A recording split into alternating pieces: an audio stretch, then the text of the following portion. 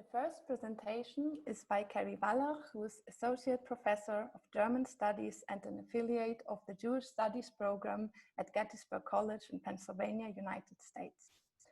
Kerry's talk is entitled From Subtle Signals to Conspicuous Consumption, Jewish Dress in early 20th century Germany. So Kerry, the floor is yours. Thank you so much for this opportunity to be here today and to share my research with you, and to Svenja and Gil for organizing this very innovative approach to sharing research. And I'm delighted to share some highlights from my research on Jews in Germany in the first half of the 20th century.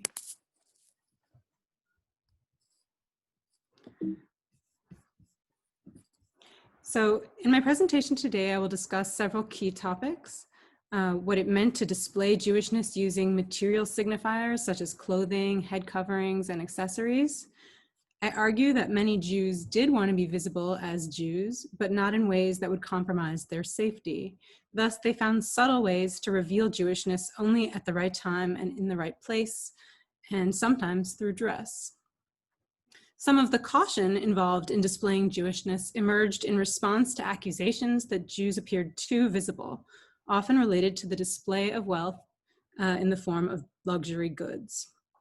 And of course, everything changed with the Nazi rise to power in 1933, and I'll touch only briefly on that in my presentation today.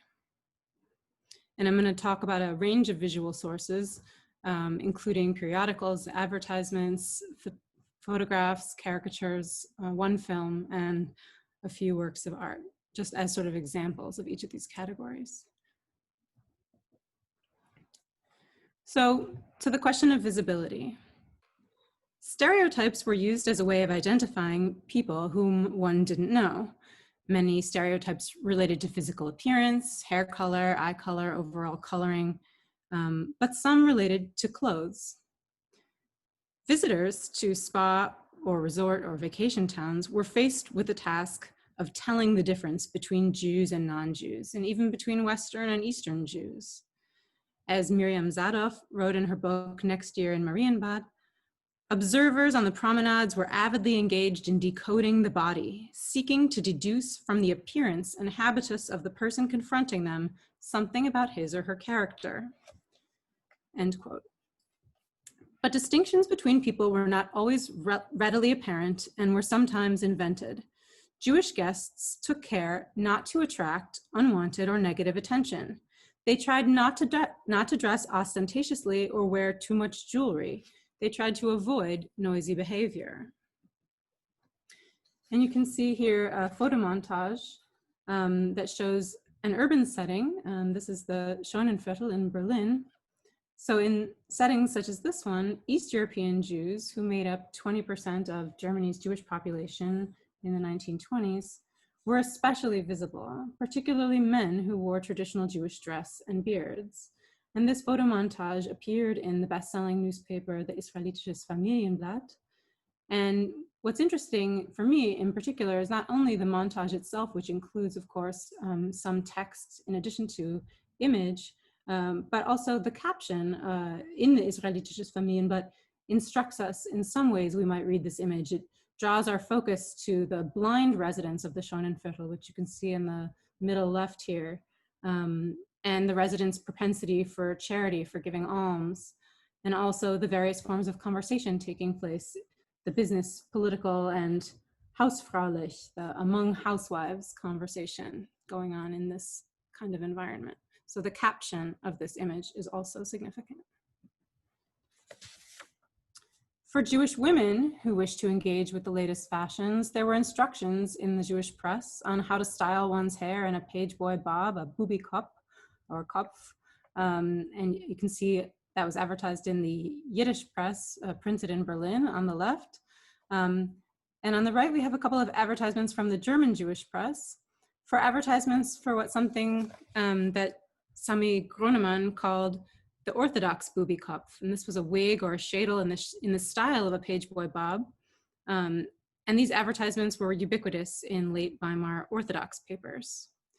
So one ad that I haven't included on my slide, and this is also to emphasize what visual sources, the limitations of visual sources, One ad, which was text only, not a visual source per se, for a Frankfurt beauty salon in 1932, reminded its shadel-wearing customers, "Nothing is worse than when someone can tell you're wearing a wig." This beauty salon offered tips for disguising wigs such that customers would not be discovered too easily. And it also suggests that people could always spot who was wearing a wig, that even subtle or hidden signifiers of Jewishness could make someone visible. So again, for me, it's significant to point out that we have both visual sources, but also textual sources next to them that helped us read the visual sources. So we need to read around the visual sources for broader context.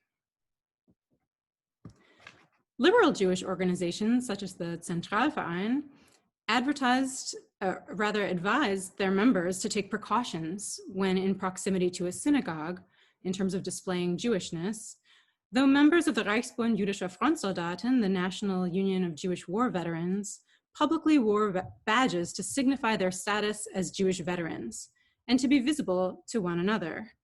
"Wear your badge everywhere. Wear and salute our badge," their slogans read.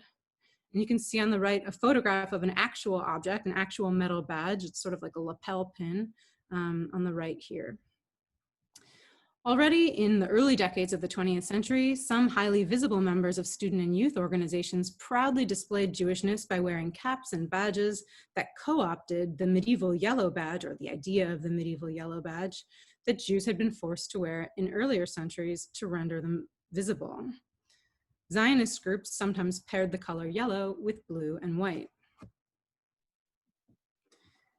Both Zionist groups and student fraternities within the liberal cartel Convent organization wore yellow as their distinctive color. Yellow caps, sashes, and pins recuperated the color yellow for Jewish purposes. One Berlin group, Sprevia, referenced the medieval yellow badge in a song. What was previously a stigma became a badge of honor. Displaying a yellow badge or sash was the opposite of trying to pass. And I was thinking about this. I don't know if you can see me as you're also viewing my slides, but if you can, I have here a mask that the student organization Hillel at Gettysburg College gave me. And I think this is sort of a present day equivalent of a yellow sash in a German Jewish fraternity. It sort of very subtly signifies that this is a Hillel mask with a Jewish star and logo. And I just thought that was sort of a pandemic era equivalent. It's visible if you know what to look for. So moving on to allegations of opulence and conspicuous consumption, we have visual sources like anti-Semitic caricatures to remind us that images were also involved in depicting Jews and especially Jewish women as ostentatious when it came to the display of luxury items such as fur and jewelry.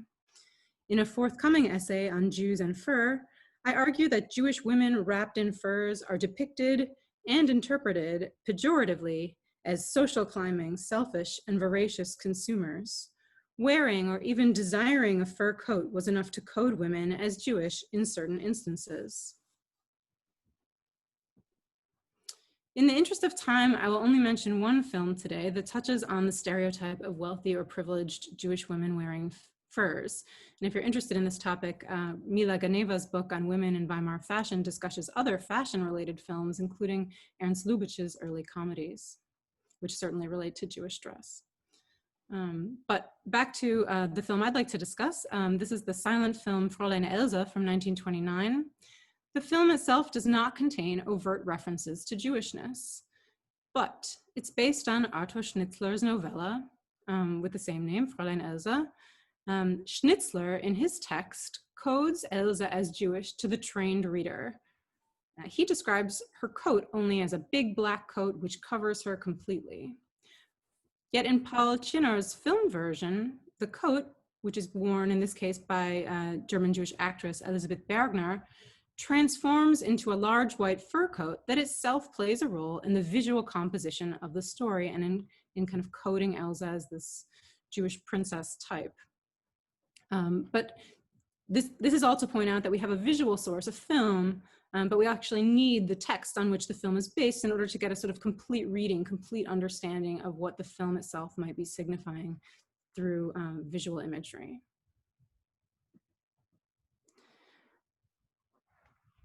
Jewish-owned department stores became cornerstones of Jewish life in 1920s Germany, and they were also spaces where women were free to shop and browse.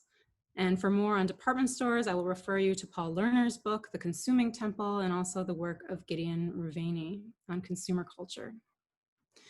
Department stores advertised in the Jewish press, sometimes with Jewish imagery, as you can see here on the right. There were even ads for kosher products in some of these ads. But many allegations related to Jewish conspicuous consumption were decidedly sexist in nature. Jewish women were blamed for creating the demand for luxury fashions. And there was a lot of self-policing that took place in inner Jewish discourses at this time. In 1922, a self-proclaimed Jewish self-discipline organization in Berlin distributed pamphlets warning Jewish women to avoid all showy luxury in clothing and jewelry. The German Jewish press discussed women's attire and emphasized modesty and plainness over displays of exterior belongings, which supposedly betrayed a lack of inner wealth. And Jewish women wearing conspicuous jewelry and furs were accused of provoking anti-Semitic attacks. And today, I just wanted to point out on the left here, you see an image of objects that were sold in some of these Jewish-owned department stores, some of which are preserved today in private collections. So our study of visual culture can also veer a little bit into the study of material culture. Of course, everything changed in 1933. That is to emphasize in particular the date of a source. Concealing Jewishness was necessary for survival during the Nazi period from 1933 to 1945. And after 1933, we no longer find the same kind of attempts to be visibly or recognizably Jewish. 1934 fashion show that was held to raise money for the Berlin Jewish Community Artists Relief Organization. We have an image that may not be about Jewish dress per se, but the model and the audience in this photograph demonstrate a self-consciousness about the engagement of Jews with clothes, find, I think, in other photographs. One thing that I think is significant to point out is that when we analyze a photograph, we can do a lot more if we know who took the photograph. I'm not entirely sure who took this photograph. I can sort of glean from other photographs of the same fashion show that it might have been Arno Kikola, but I'm not sure. So thinking about who the photographer was who took the photograph and their particular contexts can also help us analyze an image like this. So for my last slide, for my last sort of main point, I wanted to suggest that we need to not neglect, not forget to look at representations, visual representations in works of art, and think about what they can teach us about perceptions of Jewish appearance. Things like paintings, drawings, also illustrations. I'm doing a lot of that in my current work. But here I wanted to just show you two paintings from the 1940s.